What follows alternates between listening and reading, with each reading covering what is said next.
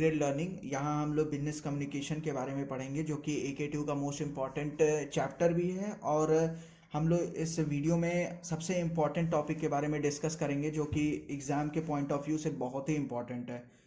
तो हम लोग पहले, जो यूनिट 1 में टॉपिक आता है वो होता है कम्युनिकेशन। तो कम्युनिकेशन एक्चुअल में होता क्या है, एक लैटिन वर्ड से डिफाइन किया जाता है, दैट इज़ कम्युनिकेयर। इसका मतलब होता है कि रेफर और शेयरिंग द इंफॉर्मेशन। ठीक है, हम लोग जो भी इंफॉर्मेशन प्रोवाइड करते हैं किसी रिसीवर तक वो पहुंचता है, और वो उस प्रोसेस को, उस मैसेज को समझने की कोशिश करता है। So basically it is a two way process होता है। ठीक है, जहाँ पे दो लोगों का इन्वॉल्वमेंट होता है। पहला होता है एक सेंडर और दूसरा होता है रिसीवर। ठीक है, और एक साइंटिस्ट ने कम्युनिकेशन के बारे में कुछ बताया था, जो कि communication is an exchange of facts, idea, opinion और इमोशंस। मतलब कम्युनिकेशन वो होता है जहाँ पे हम लोग अपने आइडिया को, अपने इमोशंस से को और अपने ओपिनियन को दूसरों तक शेयर करते हैं, जो कि रिसीवर उसको समझता है। नाउ मोस्ट इम्पॉर्टेंट एक और पॉइंट टॉपिक आता है, जो कि नेचर ऑफ कम्युनिकेशन है। तो नेचर ऑफ कम्युनिकेशन में पहला जो पॉइंट है वो है इनएविटेबल। इनएविटेबल का मतलब ये होता है कि जो कि सोशल और साइकोलॉजिकल एक्टिविटी परफॉर्म करते हैं। मीन्स जिनका मेंटल पीस ऑफ माइंड नहीं होता है, वो कम्युनिकेशन को सही से परफॉर्म नहीं कर पाते हैं, लोगों से बात नहीं कर पाते हैं, इंटरेक्शन नहीं हो पाता है उनका। और कम्युनिकेशन ना होने की वजह से कोई भी टास्क वो परफॉर्म नहीं कर पाते हैं। So incapable of performing any task. Now दूसरा प्रोसेस होता है कंटिन्यूअस प्रोसेस। कंटिन्यूअस प्रोसेस क्या हो सकता है, मतलब कि जो कि ऑन गोइंग होता है, कंटिन्यूअसली चलता रहता है। तो कम्युनिकेशन हमें पता है कि हम लोग, मैं बात कर रहा हूँ, जैसे आपसे मैं इंटरेक्ट कर रहा हूँ, आप हमारी फैमिली हैं, तो अगर मैं आपसे इंटरेक्ट कर रहा हूँ तो ये भी एक ऑन गोइंग प्रोसेस है, जो कि कंटिन्यूअसली चलता रहता है, चलता रहता है। हम लोग अपनी डेली लाइफ में लोगों से कम्युनिकेट करते रहते हैं। दूसरा हम लोग जो पढ़ेंगे वो होता है यूनिवर्सल फेनामिना। यूनिवर्सल फेनामिना क्या क्या मतलब होता है, यूनिवर्सल मतलब हर जगह इसको अडॉप्ट किया गया है। Communication is everywhere. सो हम लोग यहाँ देख सकते हैं, पॉइंट लिखा है मैंने, जो कि कम्युनिकेशन इज एवरीवेयर, मतलब कि ये ह्यूमन बींग्स भी कम्युनिकेट करता है, कम्युनिकेशन परफॉर्म करता है। बर्ड्स हों, एनिमल्स हों, सब लोग अपनी अपनी भाषा, अपने अपने तरीके से सब लोग एक दूसरे से कम्युनिकेट करते हैं। वहाँ पे इन्वॉल्वमेंट होता है सेंडर का, वहाँ इन्वॉल्वमेंट होता है रिसीवर का। ठीक है, नाउ इम्पॉर्टेंट टॉपिक एक और होता है कम्युनिकेशन में, पर्पस ऑफ कम्युनिकेशन। जो कि ये सारे जो मैं पॉइंट आपको बता रहा हूँ वो 2 मार्क्स में एग्जाम में आ सकता है। तो पर्पस ऑफ कम्युनिकेशन क्या होता है, to give and receive information. मतलब कि एक पर्पस है कम्युनिकेशन का कि हमें अपनी इंफॉर्मेशन को दूसरे तक शेयर करना है, और सामने वाला उस इंफॉर्मेशन को रिसीव करेगा।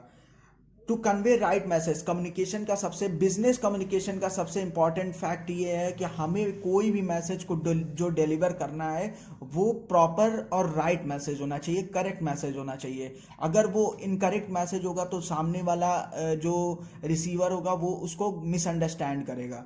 दूसरा आता है प्रोवाइड एडवाइस। हम लोग कम्युनिकेशन के थ्रू किसी को भी एडवाइस दे सकते हैं, एक बेटर एडवाइस दे सकते हैं कि सामने वाला जो रिसीवर होगा वो सही से कोई भी टास्क या कोई भी एक्टिविटी अपनी डेली लाइफ में परफॉर्म कर सकता है। And motivate people also, with the communication we can motivate peoples, which is a very beneficial and important role of the communication in to this chapter. Now अब हम लोग 7 C's के बारे में पढ़ेंगे। ये मोस्ट इम्पॉर्टेंट टॉपिक है communication में और business communication point of view से। तो 7 C's का मतलब ये होता है कि 7 तरीके होते हैं कम्युनिकेट करने के, कम्युनिकेशन परफॉर्म करने के लिए। इसको हम लोग इसेंशियल्स ऑफ कम्युनिकेशन भी कह सकते हैं। तो पहला इसमें आता है कॉन्सियसनेस। दो, इसका मतलब होता है कॉन्साइज मैसेज एंड डिलीवरी। मतलब हम लोग कोई भी जो इन्फॉर्मेशन प्रोवाइड कर रहे हैं उसको एक बहुत ही ब्रीफ, बहुत ही शॉर्ट टर्म में हम लोग बहुत ही शॉर्ट तरीके से किसी भी मैसेज को डिलीवर करेंगे कि सामने वाला रिसीवर उस प्रोसेस को, उस मैसेज को सही तरीके से समझ पाएगा। दूसरा चीज आता है करेक्टनेस। करेक्टनेस का मतलब क्या होगा, using proper level of language. मतलब कि हम लोग जो लैंग्वेज यूज करेंगे इस रिसीवर के लिए, जो हम लोग रिसीवर के लिए मैसेज यूज़ करेंगे, वो लैंग्वेज हमारा प्रॉपर होना चाहिए, सही लैंग्वेज यूज़ करना चाहिए। कोई भी इन अप्रोप्रिएट मैसेज या कोई inappropriate level of language हमें यूज़ नहीं करना है as business point of view. दूसरा तीसरा 7 C's होता है कॉन्क्रीटनेस। कॉन्क्रीटनेस का मतलब क्या होता है? Relevant facts and figure to communicate.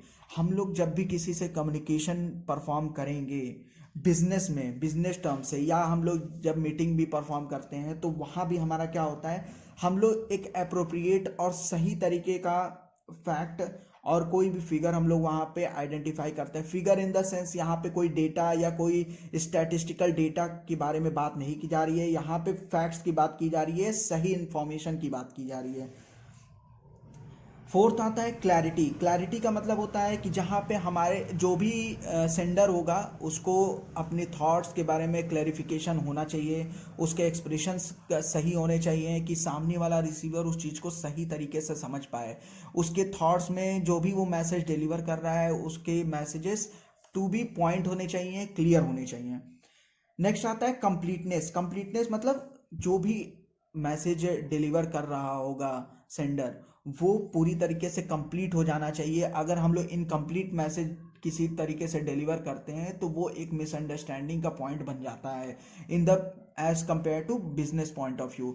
Business में हम लोग अगर कोई भी मैसेज को या कोई भी कंटेंट हम लोग सही तरीके से डिलीवर नहीं करते हैं, नहीं समझाते हैं, तो सामने वाला उस चीज़ को प्रॉपरली समझ नहीं पाएगा और अपने टास्क को सही से परफॉर्म नहीं कर पाएगा। इसीलिए इसको कंप्लीट मैसेज डिलीवरी भी कह सकते हैं। कंसिडरेशन। कंसिडरेशन मतलब हम लोग कंसीडर करते हैं। क्या कंसीडर करते हैं? It can be seen from receiver point of view. मतलब कि जो भी सेंडर होगा वो उसको ये चीज़ समझनी पड़ेगी कि रिसीवर के पॉइंट ऑफ व्यू से उसे सोचना है कि मैं जो भी मैसेज, जो भी अपना कंटेंट डिलीवर कर रहा हूँ, वो मैसेज सामने वाले समझ पा रहा है या नहीं समझ पा रहा है। उसके पॉइंट ऑफ व्यू से कि अगर उसको कोई इंटरटेनमेंट टाइप का मैसेज चाहिए कि भाई उस चीज़ को समझ पाए। देखो कॉम्प्लिकेटेड चीज़ें नहीं समझ में आती हैं किसी भी लोगों को।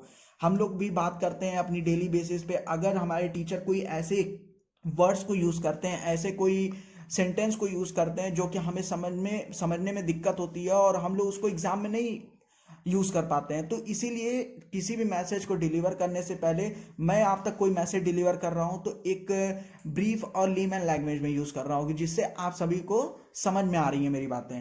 तो इसी को हम लोग कहते हैं कंसिडरेशन। तो हम लोग कंसीडर करना रहेगा कि रिसीवर पॉइंट ऑफ व्यू क्या होता है।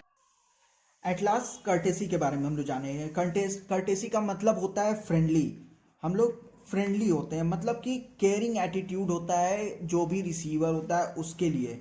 ठीक है, हम लोग अपने भी लैंग्वेजेस को एकदम पोलाइट मैनर में, हम लोग जब भी किसी से कम्युनिकेट करेंगे उनसे एकदम पोलाइटली अपने मैसेज को कम्युनिकेट करें। अगर हम लोग किसी से एग्रेसिवली किसी से बात करेंगे कभी भी, तो आपको भी पता है कि वो एक मिसअंडरस्टैंडिंग और एक बहुत ही ख़राब तरीका होता है कम्युनिकेशन को इस्टेब्लिश करने का।